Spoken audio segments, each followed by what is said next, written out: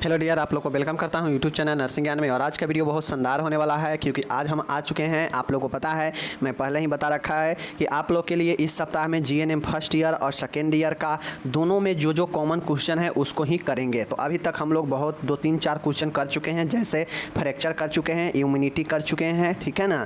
तो ऐसे ही जो है हम और सारे क्वेश्चन भी कर चुके हैं। तो आप लोग जो है यहाँ पे देखिएगा कि आप लोग के लिए आज मैं लेकर आया हूँ, आपके फर्स्ट ईयर सेकेंड ईयर दोनों में पढ़ना है। और जो लोगों को ये पता नहीं है, फार्मेकोलॉजी आपको फर्स्ट ईयर में भी जानना है और आपके सेकेंड ईयर में भी फार्मेकोलॉजी है। बात किया जाए फार्मेकोलॉजी फर्स्ट ईयर में FON में है, फंडामेंटल ऑफ नर्सिंग में है और यूनिट नंबर 8वां है, ठीक है। फर्स्ट ईयर में फार्मेकोलॉजी भी है जो कि फंडामेंटल ऑफ नर्सिंग में दिया गया है, ठीक है, यूनिट नंबर 8 में, समझ गए। फार्मेकोलॉजी के मतलब होता है कि औषध विज्ञान, ठीक है, औषधि के बारे में जानकारी। एंड उसके बाद आपको जो है सेकेंड ईयर के MSN 1 में आपको एक फार्मेकोलॉजी का एक अलग जो है पार्ट ही दे दिया गया है। तो उसमें फार्मेकोलॉजी में दवाई वगैरह के बारे में और फार्मेकोलॉजी में कुछ चीज़ें को नियम वगैरह के बारे में जानना है। तो फर्स्ट ईयर सेकेंड ईयर में दोनों में है। और जो ये प्रश्न पढ़ाने जा रहे हैं बहुत बहुत महत्वपूर्ण है आपके दोनों के लिए। लॉन्ग क्वेश्चन में 10-10 नंबर में पूछते हैं, चाहे फर्स्ट ईयर हो चाहे सेकेंड ईयर हो, दोनों में लॉन्ग क्वेश्चन में 10-10 मार्क्स में ये प्रश्न पूछते हैं जो आज मैं आपको पढ़ाने जा रहा हूँ, ठीक है। ध्यान से समझिएगा। आप लोग जैसा कि जानते हैं रूल्स ऑफ 5 क्या होता है, दवाई देने के नियम, ठीक है ना, नियम या सिद्धांत कहिए। उसके बाद दवाई देने के कौन कौन से मार्ग है तो उस मार्ग को भी देखेंगे। और यहाँ पे औषधि क्या होता है इसको भी देखेंगे। तो देखिए, अब ये जो क्वेश्चन सब है, अगर तीनों क्वेश्चन पूछ लिया कि औषधि क्या होता है, औषधि के क्या नियम है, औषधि देने के क्या जो है 5 रूल है या क्या नियम सिद्धांत है, तो ये पूछेगा। और साथ में औषधि देने के किस किस मार्ग से हम औषधि मेडिसिन देते हैं इसके मार्ग भी पूछता है। तो टोटल पूछेगा तो 10 नंबर में, कोई एक पूछ लेगा 5 नंबर में। जैसे पूछ देगा 5 नंबर के जो शॉर्ट नोट्स होता है उसमें पूछ देगा कि औषधि देने के विभिन्न मार्गों को लिखे, विभिन्न मार्गों को समझाए। तो उसमें सिर्फ मार्ग को ही आपको समझाना है, रूट को ही समझाना है, ठीक है।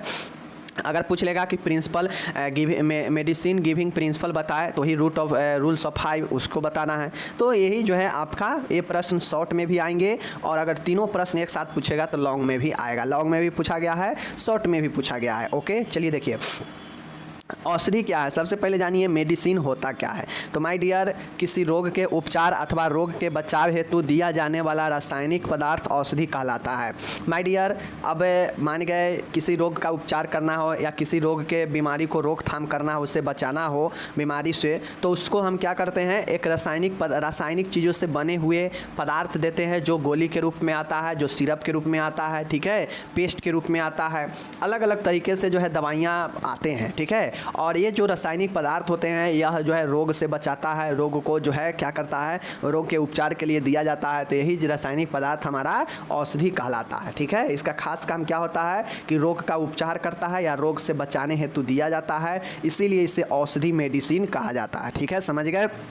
यहाँ पे इंग्लिश दिए गए हैं, आप इंग्लिश में देख लीजिएगा। अब बातें आता है 2 नंबर में, तो ऊपर वाला परिभाषा पूछेगा। अब नेक्स्ट आपसे 5 नंबर में ये पूछेगा कि दवाई देने के 5 नियम बताएं या दवाई देने में आपके सिद्धांत को बताएं, दवाई देने के नियम या सिद्धांत को बताएं। सीधा ये भी पूछ सकता है कि दवाई देने के जो है प्रमुख सिद्धांत और नियम को बताएं। तो यही रूल्स ऑफ 5 ही लिखना है।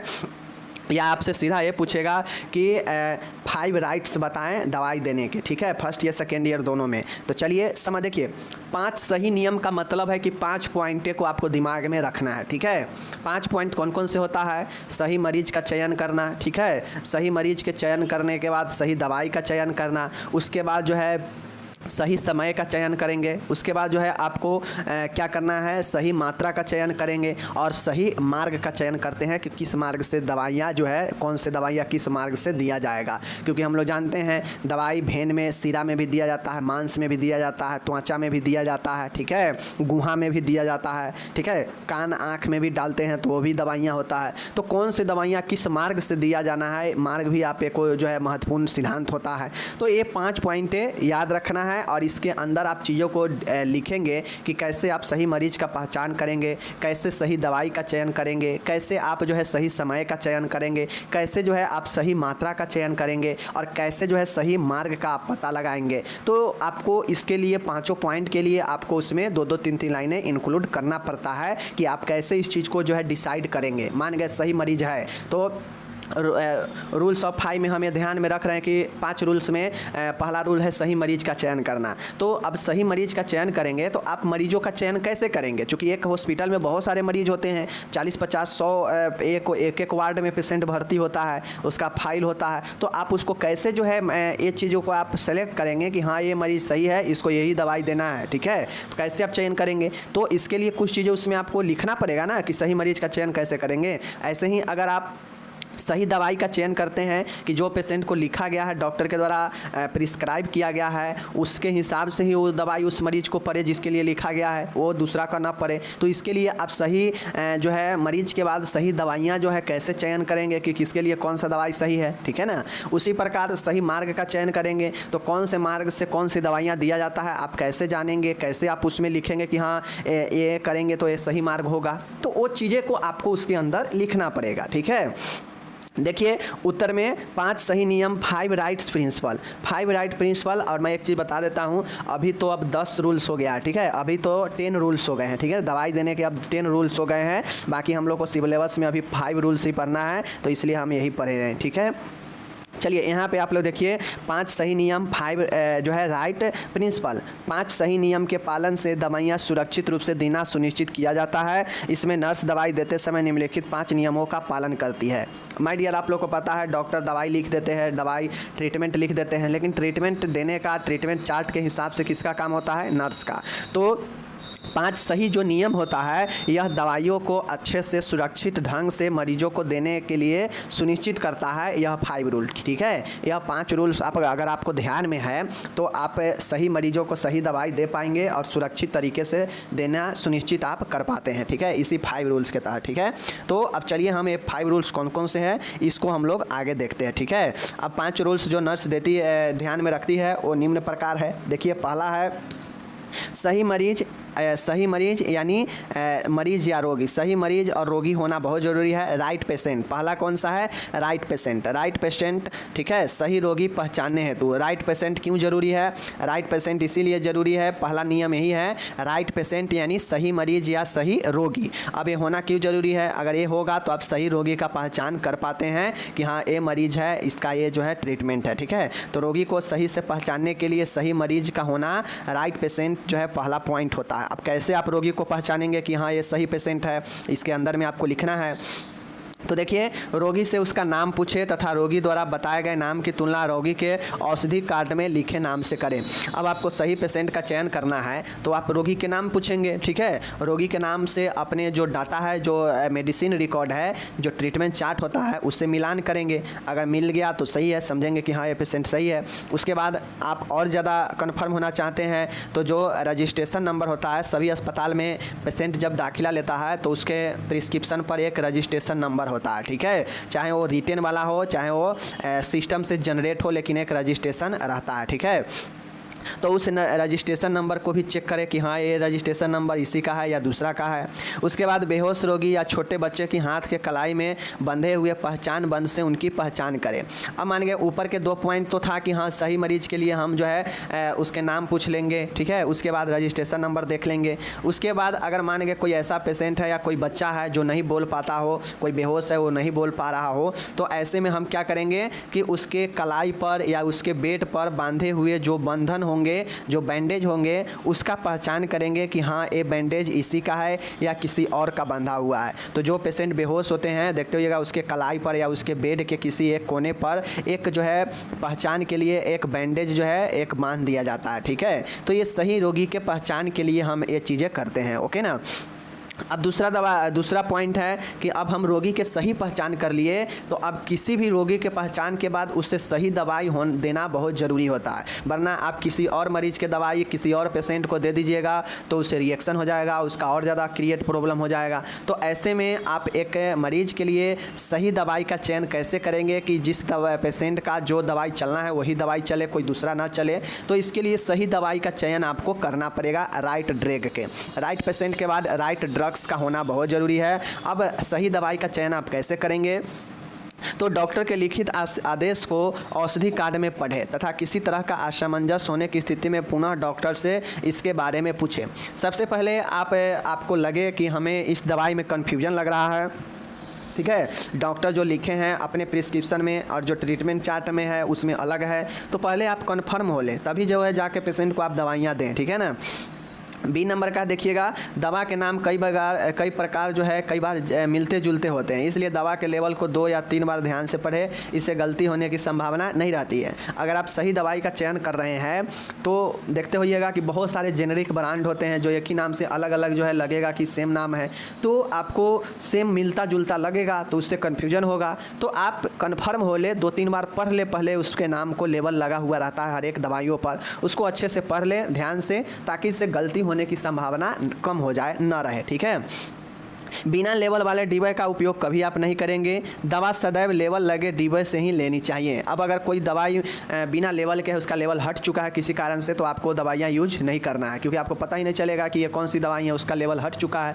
तो बिना लेवल की दवाइयाँ का यूज नहीं करेंगे अगर आप सही दवाई का चयन कर रहे हैं तो, ठीक है। दवा के रासायनिक नाम और कंपनी के नाम के लेवल को सावधानी से पढ़ें ताकि गलती होने की संभावना न रहे। अब यहाँ पे कहता यह है कि जो कंपोजिशन होता है, जैसे आप लोग देखते होइएगा एक दवाई के ऊपर उसके ब्रांड का नाम होता है, उसके कंपनी का नाम होता है, ठीक है, लेकिन उसके अंदर जो कंपोजिशन होता है, जो केमिकल होता है, वह 2-3 तरह के होता है। अब जो सरकारी में जाते होइएगा डायरेक्ट उसके जो है कंपोजिशन से मिलता है ब्रांड के नाम से, लेकिन बाहर में जाइएगा तो जेनरिक नाम होता है, कंपनी के नाम होगा, उसके अंदर में कंपोजिशन होगा। तो आपको उसको अच्छे से रासायनिक नाम हो या फिर कंपनी के नाम हो, उस लेवल को अच्छे से पढ़े ताकि गलती ना हो, ठीक है। एंड सही दवाई के पहचान के लिए आपको और क्या करना चाहिए, दवा के रंग गंध में असमान स्थिति हो तो उसे रोगी को न दे तथा लेवल पर समाप्ति तिथि को भी चेक करें। अब मान सकते हैं रखे या कोई अन्य कारणों से दवा जो है हो सकता है ख़राब हो जाए, ठीक है, रंग उसका गंध जो है अलग तरीके से हो जाए। तो अगर ऐसा अनुभव हो कि इसका रंग और गंध बदल चुका है तो रोगी को वैसा दवा नहीं दे, ठीक है। तो ये सब सही दवाई चयन करने का एक तरीका है जहाँ से आप कन्फर्म हो सकते हैं कि हाँ ये दवाई सही है पेशेंट के लिए। तो सही दवाई हो गया दूसरा पॉइंट। तीसरा है सही मात्रा या सही खुराक। अब समझिए किस पेशेंट के लिए कितना खुराक जो है निर्धारित किया गया है, ठीक है, 2 बार है, 3 बार है, कितना देना है, 10 ml देना है, 20 ml इंजेक्शन में देना है, या कितना जो है सलाइन में देना है, 100 ml 200 ml। तो ये जो है सही खुराक और मात्रा को आपको जो है डिसाइड करना पड़ता है, ठीक है। दवाई अगर सुनिश्चित तरीके से दवाई देना चाहते हैं तो आपको राइट डोज जो है पता करना पड़ता है। राइट डोज का मतलब होता है कि दवाई की सही मात्रा जानने हेतु रोगी का औषधि कार्ड देखें। अब जो डॉक्टर होते हैं देखते होइएगा कि वो जब दवाई सजेस्ट करते हैं, प्रिस्क्रिप्शन पर लिखते हैं तो लिख देते हैं कि 1/1 यानी OD लिख देते हैं, ठीक है, 1/2 लिख देते हैं कि BD लिख देते हैं, ठीक है, TDS लिख देते हैं 3 बार। तो ये सब जो है दवाई कब जो है आप लोग देखते होइएगा कि कितने मात्रा में कब जो है देनी है। तो यह खुराक के मात्रा या इसी को हम लोग मात्रा कहते हैं, जहाँ पे डॉक्टर लिख देते हैं, ठीक है, कि 10 ml जो है देना है, ठीक है, या 20 ml देना है, या 100 ml सलाइन में NS में देना है। तो ये डॉक्टर जो है खुराक के लिए लिख देते हैं, तो इसके लिए आपको औषधि कार्ड देखनी चाहिए सही मात्रा और खुराक के लिए, ठीक है। डॉक्टर के आदेश भी पढ़े, जो प्रिस्क्रिप्शन है वो भी पढ़ना चाहिए, ट्रीटमेंट चार्ट भी पढ़ना चाहिए। सही मात्रा मापने हेतु रोगी की उम्र और वजन आदि चेक करें। और आपको अगर लगता हो कोई कन्फ्यूजन हो तो रोगी के उम्र और वजन के हिसाब से भी उसका आप जो है मात्रा तय कर सकते हैं, ठीक है। दवा देने में प्रयोग देने वाली सांकेतिक व सूक्ष्म शब्दों को बड़ी सावधानी से पढ़ें। अब आप लोग को कुछ चीज़ें होता है, समझ गए, कुछ चीज़ें जो है दवाई देने में होता है जो आपको ध्यान में रखना पड़ता है, समझ गए, क्या क्या ध्यान में रखना पड़ता है। तो जो अभी मैंने बताया BD हो गया, OD हो गया, TDS हो गया, SOS हो गया, यह सब सांकेतिक और सूक्ष्म शब्द होते हैं, शॉर्ट टर्म होते हैं, डॉक्टर इसको शॉर्ट में ही लिखते हैं, तो उसके सावधानी से आपको जो है पढ़ना पड़ेगा, समझना पड़ेगा। अगर मान के डॉक्टर TDS लिख दिए दिन में 3 बार और आप TDS के मतलब ही नहीं समझ रहे हैं तो क्या होगा, आप उसको दवाई को 1 ही बार या 2 ही बार दे देंगे, ठीक है। अगर मान गए OD लिख दिए हैं डॉक्टर 1 बार और आपको समझ में नहीं आ रहा, आप BD दे दिए 2 बार दे दिए, तो उससे पेशेंट को हानि पहुँचेगा। तो इसलिए जो भी सूक्ष्म और सांकेतिक दवा के प्रयोग में जो भी किया जाता है उसको सावधानी से पढ़ना चाहिए, ठीक है। ये हो गया जिससे आप सही दवा, सही मात्रा का आप चयन, सही खुराक का चयन कर सकते हैं। दवा की सही मात्रा ज्ञात करने हेतु दवा की सही गिनती करें, अगर गोली या कैप्सूल हो तो।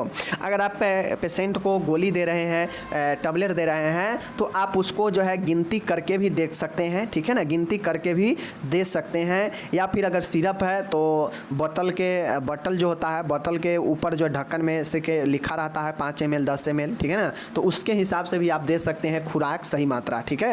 तो ये हो गया सही खुराक और सही मात्रा के लिए आप क्या क्या करेंगे, ये चीज़ें हैं, ठीक है। यहाँ पे देखिए लिख दिया गया है, अगर टैबलेट कैप्सूल होगा तो उसको गिनती करेंगे, अगर सिरप या द्रव होगा तो उसके लिए आउंस, कप या ड्रॉपर का प्रयोग करते हैं, ठीक है। इंसुलिन आदि का दवाएं, जो दवाएं नसों द्वारा दी जाती है उनके लिए सिरिंज का प्रयोग करते हैं। तो ये तो हो गया अलग अलग प्रकार से दवाएं देने का, ठीक है ना। अब हम लोग सही समय का चयन करेंगे। सही समय भी बहुत महत्वपूर्ण होता है। राइट टाइम का मतलब होता है कि पेशेंट को सही समय पर आपको दवाइयाँ देना है, ठीक है। अब किस पेशेंट को किस समय दवाइयाँ देना है, सब पेशेंट को जो है एक ही जैसे दवाई रहता नहीं है, किसी को BD रहता है, किसी को OD रहता है, किसी को TDS रहता है 3 बार, किसी को जो है अलग अलग समय पर दवाइयाँ रहता है, किसी को खाली पेट रहता है, ठीक है। अलग अलग दवाइयाँ का समय होता है, टाइम होता है। तो इसके लिए भी रोगी को कार्ड को लिखे चिकित्सक को निर्देश को पढ़े, मतलब डॉक्टर जो है लिख देते हैं कि किसको किस समय दवाइयाँ देते हैं। अभी ऊपर बताए ना, BD, OD, TDS, शाम सुबह दर्द होने पर SOS, तो ये डॉक्टर लिख देते हैं अपने प्रिस्क्रिप्शन पर, तो उसको आपको पढ़ना चाहिए सही समय के लिए।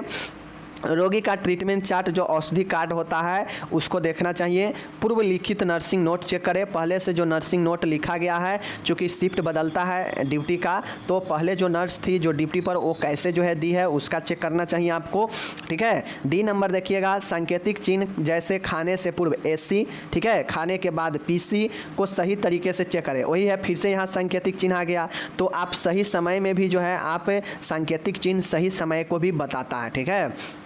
उसके बाद है समय से संबंधित सांकेतिक चिन्हों को भी सही तरीके से चेक करें, जैसे BD मतलब 2 बार, HS मतलब सोने के समय। तो ये जो है आपके होते हैं कुछ सांकेतिक चिन्ह है, जो सांकेतिक चिन्ह जो है आपके समय से संबंधित होते हैं। तो ये वाला है। कुछ सांकेतिक चिन्ह खाने से संबंधित होता है, जैसे खाने से पूर्व AC, खाने के बाद PC, तो इसको भी ध्यान रखिएगा। उसके बाद समय का निर्धारित करना है, तो औषधि कार्ड देखकर डॉक्टर के निर्देश को भी पढ़ेंगे, ठीक है। पूर्व में लिखे हुए नर्सिंग नोट को भी चेक करेंगे, तो जिससे हमें सही समय का पता चलेगा पेशेंट के लिए, ठीक है। और लास्ट वाला आता है माय डियर, सही विधि या मार्ग। सही विधि मतलब राइट मेथड या रूट। सही विधि का मतलब होता है कि हमें दवाई जो है सही कौन कौन मेथड से देना चाहिए, या कौन कौन से रूट से, कौन कौन से मार्ग से देनी चाहिए जो पेशेंट के लिए कंफर्टेबल हो। चूँकि बहुत सारे ऐसे इंजेक्शन है जिसको हम लोग IV में नहीं दे सकते हैं, ठीक है। IV में देने से तुरंत पेशेंट को रिएक्ट करेगा, ठीक है। कुछ ऐसे दवाई होते हैं जो IM में नहीं दे सकते हैं, इंट्रामस्कुलर में नहीं दे सकते हैं, तो यहाँ पे नहीं दिया जाएगा, ठीक है ना। तो अलग अलग दवाइयाँ के उसके स्वरूप के हिसाब से अलग अलग मार्ग जो है फिक्स रहते हैं, ठीक है।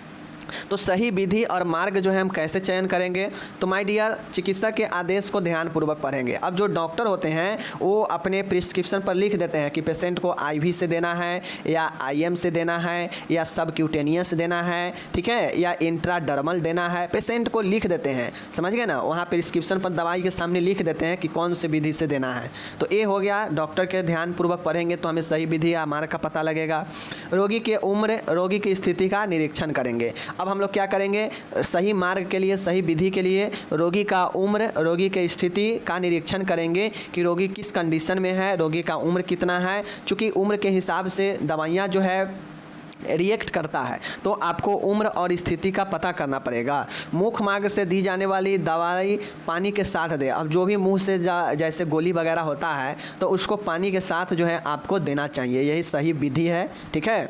शिराओं भेन्स के मार्ग से द्वारा दी जाने वाली दवाओं से पहले त्वचा को एंटी माइक्रोबल घोल से साफ करें। अगर आपको किसी को नसों में दवाइयाँ देना है, भेन में देना है, तो हम भेन में इंजेक्शन देने से पहले वहाँ पे एंटी माइक्रोबियल जो है घोल आता है, उससे हम साफ़ करेंगे। साफ़ करने के बाद जो है हम इंजेक्शन लगाएंगे भेन में, ठीक है।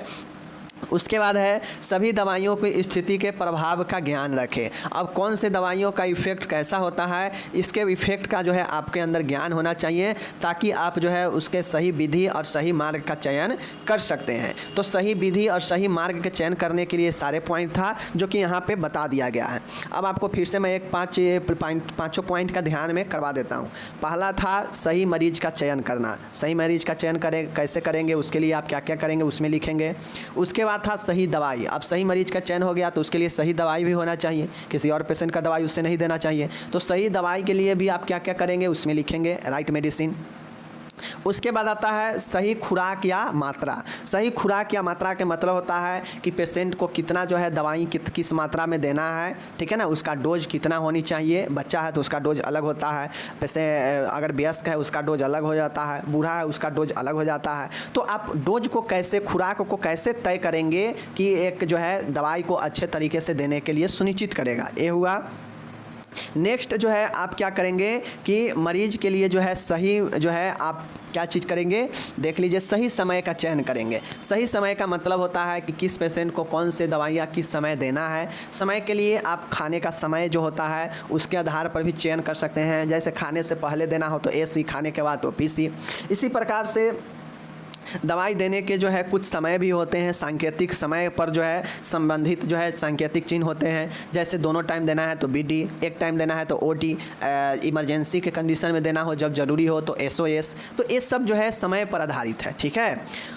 और अगर आपको और जो है सही समय पर सही समय का ज्ञान लेना है तो डॉक्टर के प्रिस्क्रिप्शन को देखें, औषधि कार्ड को चेक करें। तो ये सब जो है सही दवाइयों का आपको सही समय का चयन करता है। और लास्ट वाला है सही विधि या सही मार्ग का चयन कैसे करेंगे, कौन से दवाइयाँ किस मार्ग से देना है। तो इसके आपको ज्ञान के लिए आप डॉक्टर को आदेश को देखेंगे, उम्र को रोगी का देखेंगे, उसकी स्थिति को देखेंगे। मुख्य मार्ग से अगर देना है तो दवाई पानी के साथ देंगे, यह एक अच्छा विधि है। भेन से अगर देना हो तो इसका अच्छा विधि यह है कि आप पहले एंटीसेप्टिक घोल से साफ कर ले वहाँ पे, तब दवाइयाँ दे।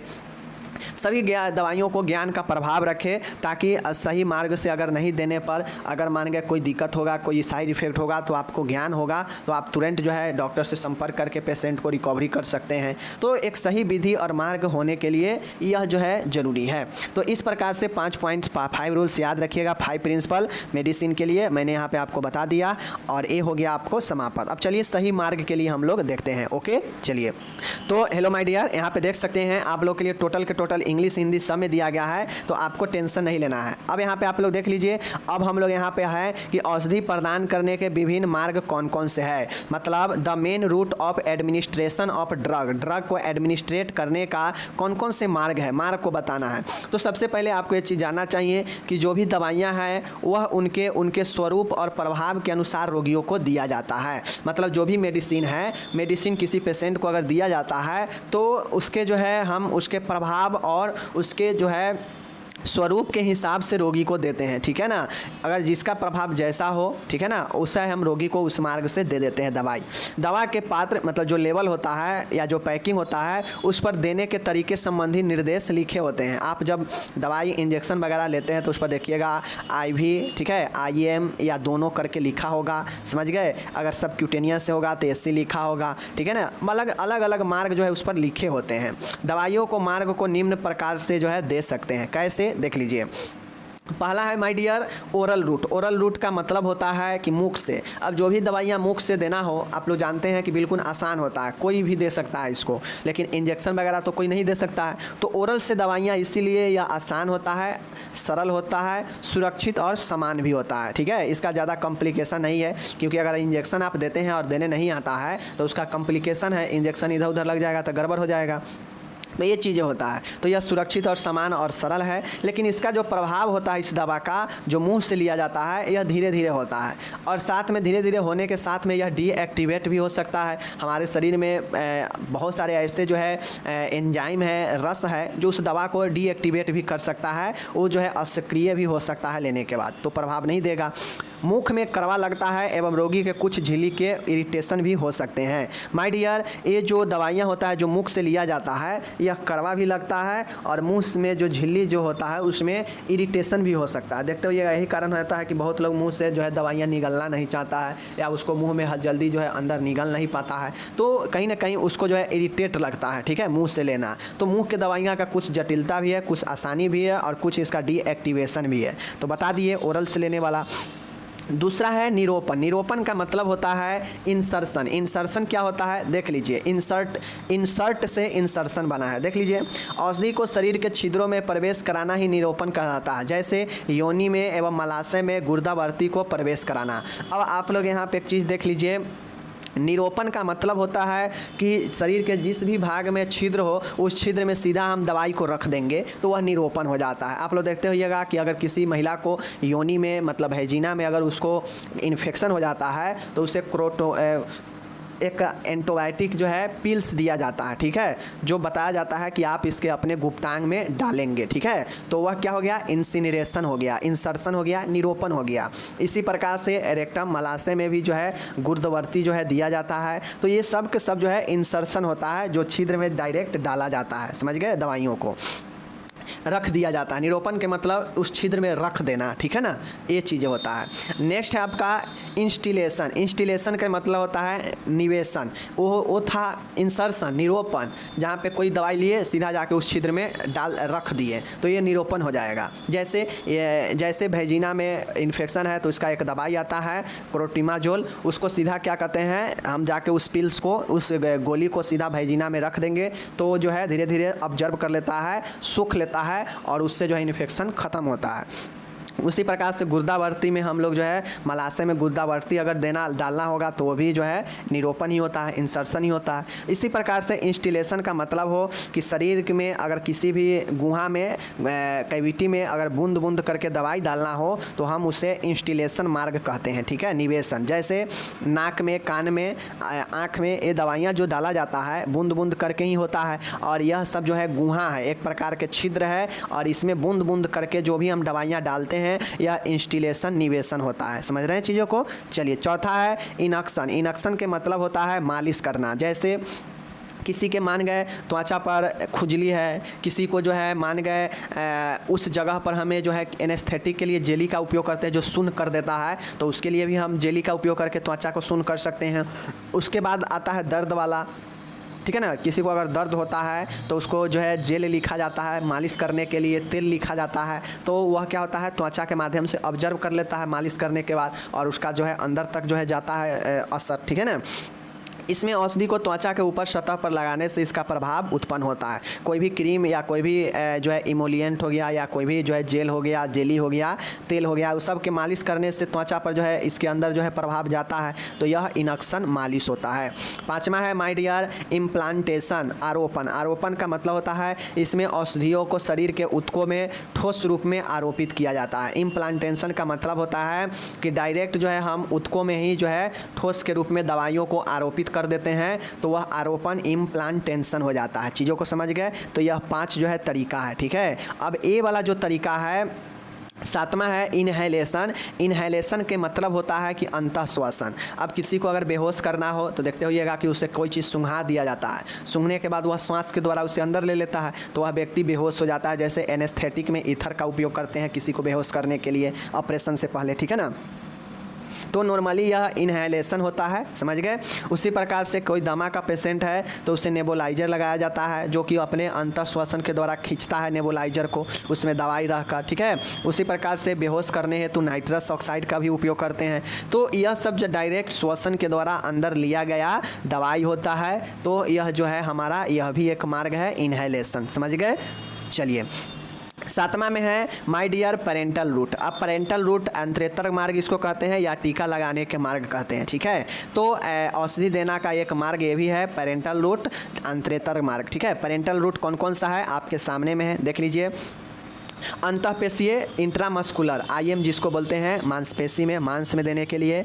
एससी जो होता है सबक्यूटेनियस, त्वचा के निचले वाले ऊतकों में दिया जाता है, ठीक है। किसी को अगर अंतः त्वचीय में देना हो इंट्राडर्मल, तो त्वचा के जो बाहरी वाला होता है उसके त्वचा के अंदर में देते हैं। इंट्रावेसन मतलब आईवी में देते हैं, सिराओं में, ठीक है। इंट्रा स्पाइनल मेरू गुहा मतलब स्पाइनल में देंगे तो वह हो जाएगा। इंट्राओसियस हड्डी में देना हो यानी अस्थि मज्जा में तो वह जो है इंट्राओसियस हो गया। इंट्रा आर्ट्रियल धमनी में देना हो तो आर्ट्रियल धमनी होता है। इंट्रा पेरेंटल उदर गुहा में पेरेंटेरल होता है, ठीक है ना, पेरेंटेरल होता है उदर गुहा में। उसके बाद इंट्राकार्डियक, अगर किसी को हृदय के पेशी में देना हो तो उससे जो है हृदय पेशी कहते हैं। तो ये सब जो है पेरेंटल रूट है जिसके द्वारा हम क्या करते हैं, दवाइयाँ दे सकते हैं और ये सब महत्वपूर्ण है, इसको जरूर एक बार देखिएगा पेरेंटल रूट को। इंट्रामस्कुलर, सबक्यूटेनियस, इंट्रावेनस, इंट्रास्पाइनल, इंट्राओसियस, इंट्राआर्टियल, इंट्रापेरेंटल और इंट्राकार्डियक, ठीक है। तो ये सब नाम से ये स्पष्ट है। तो कुल हमने कितना पढ़ा, 7 प्रकार के मार्ग पढ़ा। एक बार और रिपीट कर देते हैं। पहला था ओरल मुख मार्ग, दूसरा निरोपण इंसर्शन, ठीक है, तीसरा है निवेशन इंस्टिलेशन, चौथा है मालिश इनक्शन, पांचवा है आरोपण इम्प्लांटेशन, छठा है अंतःश्वसन इनहेलेशन एंड सातवां और लास्ट है अंतरेतर मार्ग मतलब पेरेंटल रूट। पेरेंटल रूट में ये सब था, ठीक है ना। तो इस प्रकार से आपका यह वीडियो समाप्त हो गया। नीचे यहाँ पे इंग्लिश दिया गया है कि कैसे आप किसी को जो है दवाई किन किन मार्गों से देंगे, यहाँ पे टोटल इंग्लिश लिखा गया है और ऊपर भी ऊपर के ही इंग्लिश दे दिए हैं। तो जो लोग भी पढ़ने वाले हैं प्लीज़ मैं यही कहूँगा कि पढ़िए, चूँकि आप लोग जो है नहीं पढ़िएगा तो दिक्कत होगा, सीधी सी बात है। ओके, पीडीएफ डिस्क्रिप्शन में मिल जाएगा। जितने भी फर्स्ट ईयर सेकेंड ईयर के स्टूडेंट हैं सब इसको अच्छे से पढ़ लीजिएगा। ओके, इंपॉर्टेंट प्रश्न है। धन्यवाद।